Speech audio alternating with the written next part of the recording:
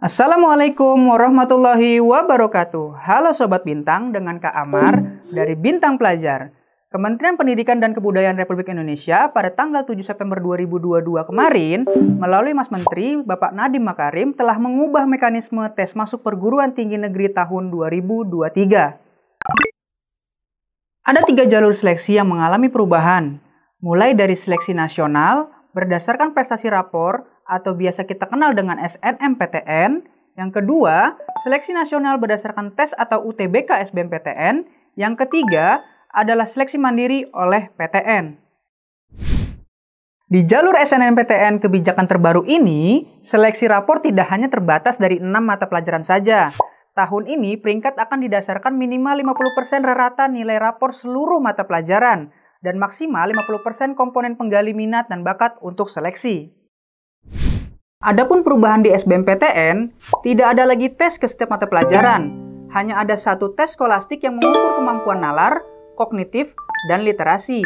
Jadi tidak ada lagi tes kemampuan akademik seperti matematika, fisika, geografi, ekonomi, dan lainnya. Sementara untuk ujian atau tes mandiri, akan dibuat regulasi atau aturan standarisasi masuk perguruan tinggi negeri. Karena selama ini, antar perguruan tinggi negeri memiliki mekanisme yang berbeda-beda. Dan nantinya masyarakat juga bisa mengawasi proses pelaksanaan tes mandiri. Mas Menteri Pendidikan mengatakan bahwa transformasi dan perubahan ini dilakukan agar seleksi bisa lebih transparan dan terintegrasi. Pihak Kemendikbud ingin agar fokus pembelajaran yang terjadi di sekolah adalah pembelajaran yang menyeluruh atau holistik dan mendalam. Kemendikbud juga mengatakan bahwa prinsip perubahan ini sudah sangat jelas dengan arah Kemendikbud, dengan kebijakan asesmen minimum atau ANBK yang sebelumnya menjadi bagian dari kurikulum yang baru, yaitu kurikulum Merdeka Belajar. Pembelajaran di kelas nanti diharapkan peserta didik akan lebih fokus bukan kepada pemadatan materi, tetapi fokus kepada kemampuan penalaran dari peserta didik. Itulah menurut Kemendikbud yang terpenting dari tujuan perubahan aturan seleksi masuk PTN ini. Nantinya, proses pembelajaran di kelas tidak lagi fokus kepada berapa jumlah hafalan yang dikuasai oleh siswa, tapi siswa juga harus memiliki kemampuan bernalar. Ini yang dianggap Mas Menteri menjadi PR untuk sistem pendidikan di Indonesia selama ini. Mas Menteri juga mengatakan bahwa dengan perubahan ini, seleksi masuk PTN ke depannya akan lebih inklusif atau bisa diakses oleh berbagai kalangan, bisa mengurangi diskriminasi antara peserta didik yang memiliki tingkat sosial ekonomi lebih tinggi, dan mungkin masih punya kebutuhan atau kekurangan jika dilihat dari sisi ekonomi. Menanggapi perubahan tes ini, dari pihak salah satu PTN, yaitu Rektor Universitas Negeri Padang, Bapak Profesor Ganefri, menilai bahwa perubahan tes ini akan banyak menguntungkan peserta didik di Indonesia. Tes ini tidak memandang status ekonomi mereka, karena tes akan didasarkan pada kemampuan murni dari masing-masing siswa dan kemampuan ini pastinya dimiliki oleh semua siswa. Dalam konteks ini, baik siswa SMA, SMK, maupun madrasah aliyah. Sobat Bintang, berikutnya Kak Amar akan menjelaskan secara umum mengenai perubahan masing-masing seleksi masuk PTN tahun 2023 sebagai berikut. Pada seleksi masuk PTN jalur SNMPTN, perubahan besar terjadi pada porsi nilai persyaratannya, yaitu porsi pertama menggunakan minimal 50% nilai rata-rata rapor seluruh mata pelajaran, dan sisanya maksimal 50% adalah dari komponen penggali minat dan bakat yang terdiri dari yang pertama, nilai rapor dari maksimal 2 mata pelajaran pendukung. Misalnya nih, untuk masuk kedokteran harus bagus biologi dan kimianya. Atau, kalau mau masuk psikologi harus bagus sosiologinya. Dan atau yang kedua, adalah dari prestasi misal prestasi OSN, Olimpiade Fisika Internasional, dan sejenisnya yang linear. Dan atau yang ketiga, adalah dari portofolio untuk siswa yang akan mengambil prodi seni dan olahraga. Kenapa diambil 50% dari seluruh mata pelajaran, bukan beberapa mata pelajaran seperti aturan SNMPTN sebelumnya? Karena diharapkan dengan perubahan ini, setiap murid masih mementingkan mata pelajaran di tingkat jenjang sekolah menengah sedari awal, tidak mengabaikan atau menelantarkan mata pelajaran lainnya. Peserta didik juga akan terdorong untuk berprestasi di seluruh mata pelajaran, dan para guru pasti akan bisa melihat bahwa ada peningkatan motivasi bagi peserta didik untuk mendapatkan angka yang cukup baik di seluruh mata pelajaran di raport murid tersebut. Dan kenapa perlu juga ada maksimal 50% dari komponen penggali minat dan bakat? Karena diharapkan peserta didik terdorong untuk mengeksplorasi minat dan bakatnya secara mendalam. Yang kedua, perubahan pada seleksi masuk PTN jalur tes tulis atau UTBK SBMPTN nantinya tidak ada lagi tes yang spesifik ke setiap mata pelajaran. Misal, nggak lagi menguji fisika, kimia, sejarah, dan lainnya seperti sebelumnya. Diganti dan disederhanakan menjadi hanya ada satu tes skolastik yang mengukur kemampuan bernalar siswa yang terdiri dari potensi kognitif, penalaran matematika, literasi bahasa Indonesia, dan literasi bahasa Inggris. Peserta didik tidak perlu khawatir dan insya Allah tidak akan kaget dengan jenis pertanyaan skolastik yang nanti akan diujikan. Karena banyak dari mereka sudah melalui tes asesmen nasional di kelas 11 SMA. Di mana banyak sekali kesamaan antara asesmen nasional dengan tes yang akan diujikan di SBMPTN yang telah direvisi nanti. Untuk jenis seleksi ketiga adalah jalur mandiri. Perubahan di jalur mandiri ini didasari kepada tes mandiri sebelumnya yang beragam jenis mekanismenya, serta tidak adanya standarisasi yang mengatur transparansi pada proses seleksinya. Hal ini menjadikan anggapan persepsi publik mengenai seleksi mandiri PTN sebelumnya itu hanya diperuntukkan untuk calon mahasiswa yang memiliki kemampuan finansial tinggi. Padahal, menurut Kemendikbud, PTN merupakan instansi pemerintah yang sepatutnya memberikan pelayanan secara adil dan merata kepada masyarakat. Dalam membentuk transparansi dalam seleksi mandiri ini, pemerintah, dalam hal ini Kemendikbud, mewajibkan PTN untuk memperhatikan arahan sebelum dan sesudah pelaksanaan tes yang sebagai berikut. Sebelum pelaksanaan seleksi mandiri, PTN diwajibkan mengumumkan 1. Jumlah calon mahasiswa yang akan diterima di masing-masing prodi atau fakultas. 2. Metode penilaian calon mahasiswa yang terdiri dari A. Tes secara mandiri. B. Kerjasama tes melalui konsorsium perguruan tinggi. C.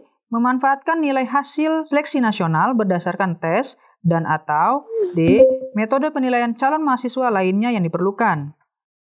Yang ketiga, yang harus diumumkan PTN sebelum pelaksanaan seleksi mandiri adalah besaran biaya atau metode penentuan besaran biaya yang dibebankan kepada calon mahasiswa yang lulus seleksi.